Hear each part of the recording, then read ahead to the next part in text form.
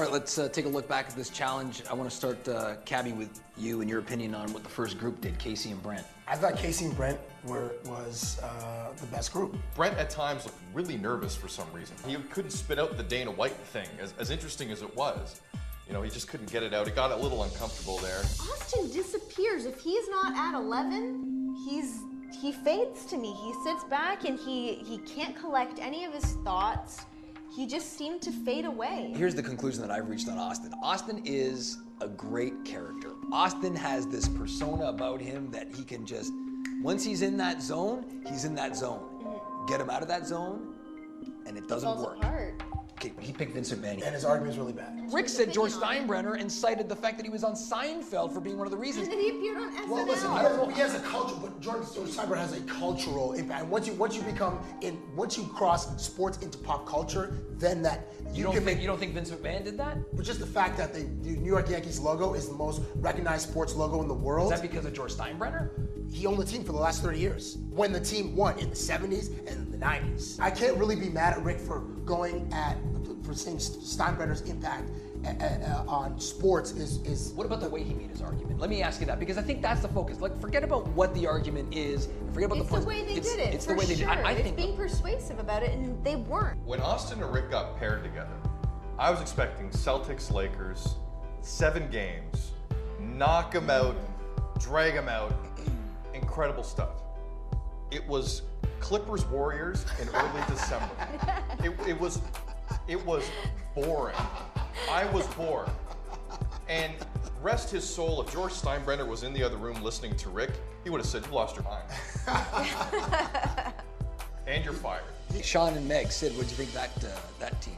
I think Sean was excellent. He had some great lines. The Jordan hits, or the Country of Jordan line was fantastic.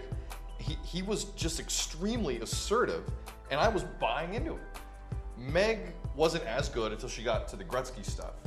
And that's kind of more her wheelhouse the more I get to know her a little Definitely bit. a hockey girl. So, and that's fine, but we do a lot of things at this stage. Putting LeBron James in the top 3 all-time in basketball, she would get murdered by even hockey fans or soccer fans. Of course you have to have a wide range of abilities to work here. You don't have to do everything.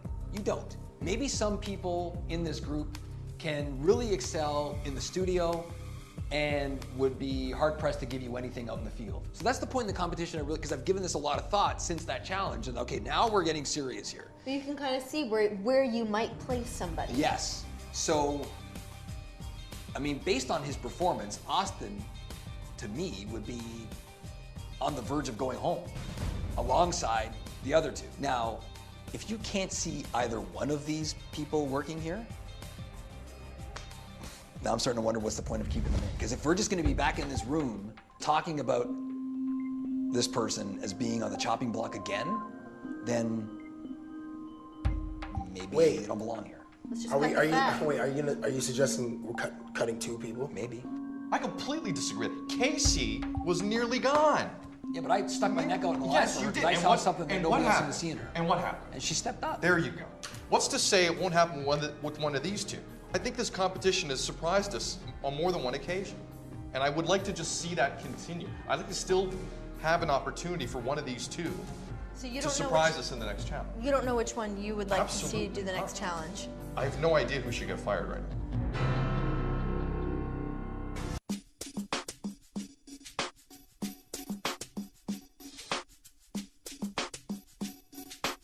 Here we go.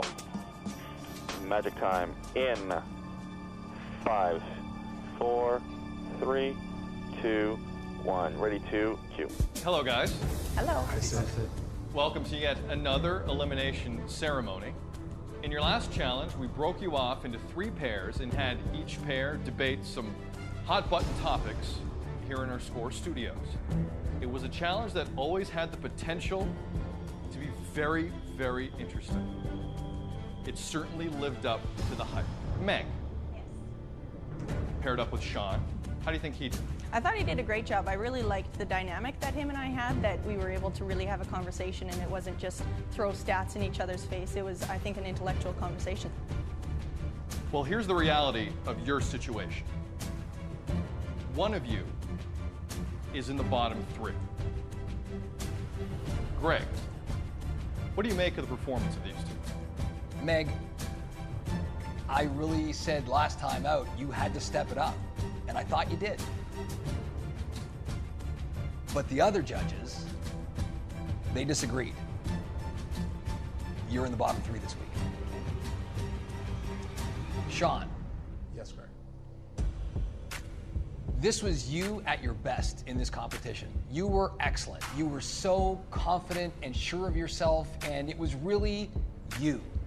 And, you know, it's almost like we're seeing a transformation right before us here, where we really pressed you early on. We thought that you needed to show a different side of yourself, and I thought that for the first time in this competition you did. And congratulations, you win the challenge. Great, thank you, thank you. Head to the pen, you're safe. Well done. Great, thank you. Thank you. So, Sean is safe. He's moving on to our next challenge. 5 of you still on the hot seat. I want to start with Casey.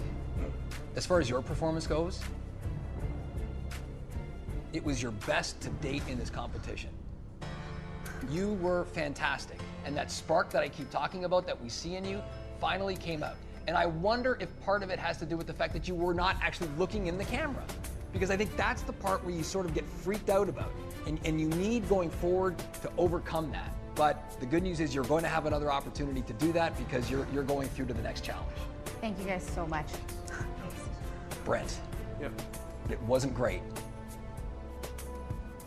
I thought it had the potential to be, but it's on me as far as that goes. I know I can improve.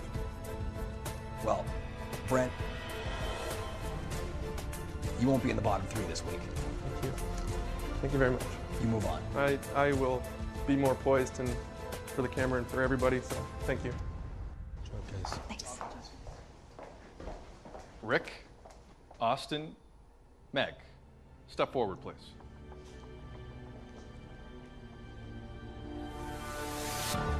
You guys obviously make up the bottom 3 for this elimination. Greg, how odd is it to see Austin in this group? Well, it's a first. What's interesting is you took our advice. You did tone it down, and I appreciated that fact, especially for that challenge.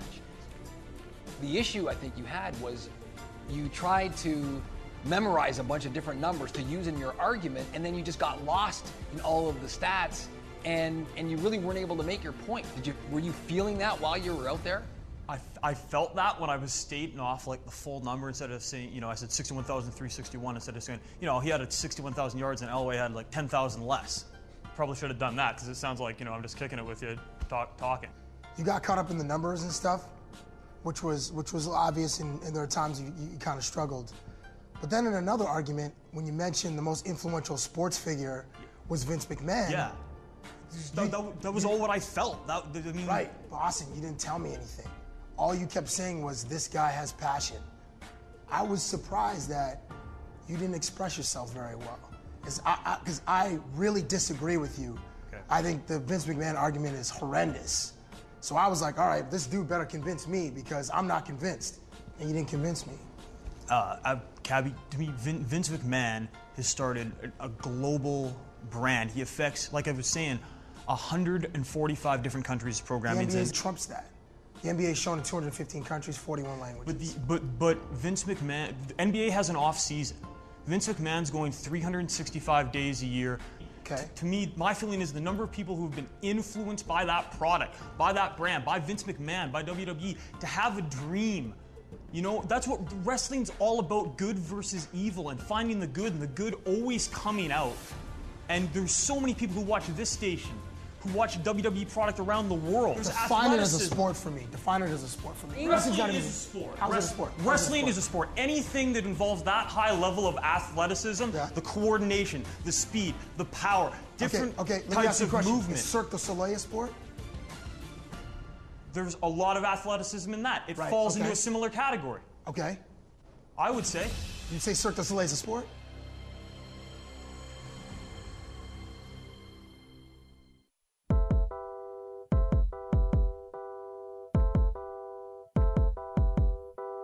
There's Define it as a sport for me. Define it as a sport for me. Sports is entertainment.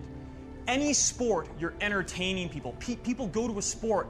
They don't go to a sport to just watch a sport. They go to a sport to be entertained. And wrestling is no different in its athleticism and the fact that people are going to be there to be entertained. If you don't like wrestling, that's cool. I got no problem with that. If you don't like the jacked up part of it, hey, listen, everyone's got their own thing to me. But what I'm saying, Austin, is that I believe you catered your argument to I don't think that. Absolutely. I think he believes it. No, You know what the problem to what is? we believe. Yeah, you know what I think the problem is? If you had articulated your point the way you just did a moment ago in the challenge, you would have been a lot better off. You were not able to make the point. And I think that's the problem. Because it's a subjective argument, right? Okay, I wanted you to convince me on Vince McMahon. Still, I haven't heard it. I want to get to Meg, okay? Because I think Meg made some great points about Wayne Gretzky. So why is Meg standing there right now? You said LeBron James top 3 all-time in basketball. It was just that was atrocious. Like LeBron James only played 7 years. LeBron James not even in the top 50 in basketball. And a big part of the audience of the Score, basketball fans. So if you said that on the air, you would get murdered for that. Here is what the conversation boiled down to after the last challenge among these guys. They feel right now that you know hockey really well, and they're not sure what else you know. And they're worried that you coming into a place like the Score, where you have to have in-depth knowledge of all sports, that it may not be there. I want you to respond to that. Well, no, it's not the only thing that I know. I follow golf religiously as well, but and I watch football every Sunday. Well, and I think in terms of like me versus Rick, for instance, I think that he is very passionate, he is very knowledgeable, and you can't argue that. But I think it is the way that he presents it. For me, with Rick, I thought Rick was great on camera. It was his points that I question. It's not his on camera. I feel like when I was there, arguing or discussing the topic at hand, I feel like I was defending my points. I mean, I had several points regarding Steinbrenner. I mean, everybody wants to focus on that one remark, but the fact of the matter— Which remark? The Seinfeld remark. Who wants to focus on that? When I said it and you brought it up again to me to say, what does that have to do with influence? Right. And I just want to say this one thing, is that there's a lot of people out there who watch Seinfeld, who don't watch sports, who know who George Steinbrenner is because of that. I mean, you guys see it in me. You know I have what it takes. So it's more of, just working at it. And like I said, in my audition, no one will work harder than me. And that's just the way I am. So that's... All right, we need to make a decision here.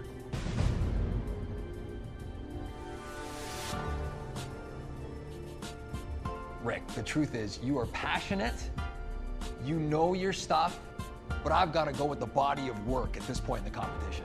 And 75% of the time, you've been in the bottom 3. So I have to say it, Rick. You won't be drafted. I just want to say thank you to everyone who I've met, all 10 great people. And thanks for the opportunity, guys. And I just hope that I can keep working at it, because I didn't come here just for the competition and to stay in Toronto. I came to live my dream, and that's still a dream of mine. I'm not gonna play that down. So wherever my next step takes me, it'll be that in the back of my mind. So I appreciate all the insight I've got from everyone. How tough is this work? It's tough. It's tough.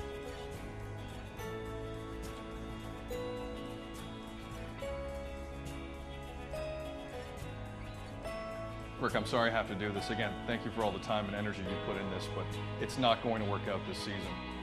Time for you to go. Good luck. Yeah.